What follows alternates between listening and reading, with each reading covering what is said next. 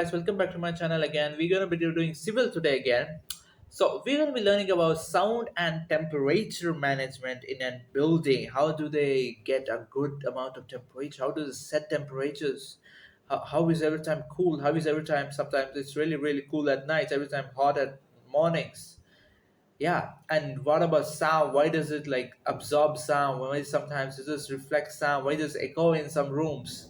Just think about that. It's pretty much everything is science, of course. We cannot go beyond science nowadays. Beyond science is pretty much is God.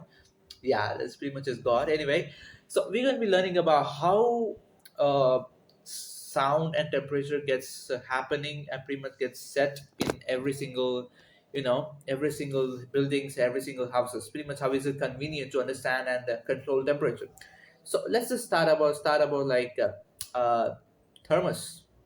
Thermos is a interesting instrument actually. Pretty much it's inner lining. Or pretty much let's just consider you're wearing a jacket. The inside of your jacket is pretty much like a thermos. You can pretty much, if you take it out, it's cold. If you put it on, it's warm. It's the same as that. It's pretty much increases or decreases temperature as you set in the temperature how much you need inside your house. That is a really good equipment. Pretty much it's only I do see it in very good houses like USA stuff. I don't know about India, but I do think they have it. I guess I don't know. So pretty much using materials in that building makes it a lot of difference in temperature. Like bricks, brick walls absorb heat during day. That's why it's hot in the house. Whereas in night, it pretty much reflects or gives out heat, which that's why it's cold in the night. So pretty much moving on to the second one, that is we have metal sheets. Metal sheets reflect light, doesn't absorb, doesn't take it in, doesn't leave it out, reflect heat. So I think that's why it's really cool under a metal sheet rather than a brick wall. Then we have sound control, which is really important and really, yeah, it is important. Sound control pretty much is depends on everything around your surroundings in the building, and pretty much there is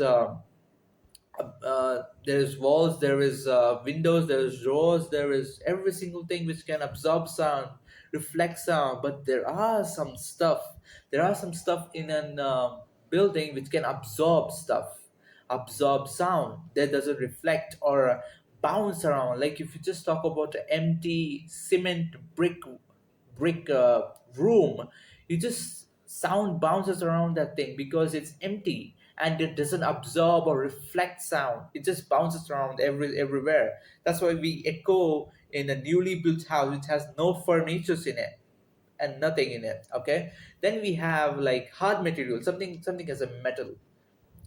Metals reflect sound. That's why it's like hard to, it reflects sound. That's why it's called a sonic boom attacks. I don't know, there's some stuff which has there's also like bombs which is used to make sonic boom attacks from the copper sheets and stuff. Yeah, there are many stuffs. And we have soft materials like sofas, of course, bed cots are, which are very soft, which absorb sound. That's why when you're filled with a room with people, it gets absorbed. It doesn't get echoed anymore. When you put some like stuff like bed, sofa, it gets absorbed. The sound gets absorbed in the softer materials, but in harder materials it gets reflected, or it just bounces off. That's it for today. This video, I'm gonna play this video behind. I just made it through AI and it's really good. I hope you understand it. It's pretty good to understand. Yeah, please do like, subscribe, and Have you ever wondered how buildings maintain a constant temperature and sound level? It's like they have a mind of their own, right? Well, not quite. They've simply been designed with a little bit of science and a lot of ingenuity. Think of a building like a giant thermos. Just as a thermos keeps your coffee hot or your iced tea cold, a building's insulation helps to regulate the temperature inside.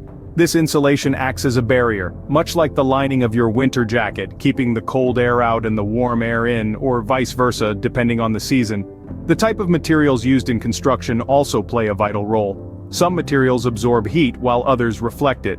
For instance, a brick wall absorbs heat during the day, and releases it slowly at night, helping to keep the building warm. On the other hand, a metal roof reflects sunlight, reducing the amount of heat absorbed, and keeping the building cooler. Now, on to sound control. It's like a game of broken telephone. Sound waves like whispers passed around a circle of friends can get distorted or lost along the way. The walls, floors, and ceilings in a building act as barriers that prevent these whispers from traveling too far. Materials again play a crucial role here.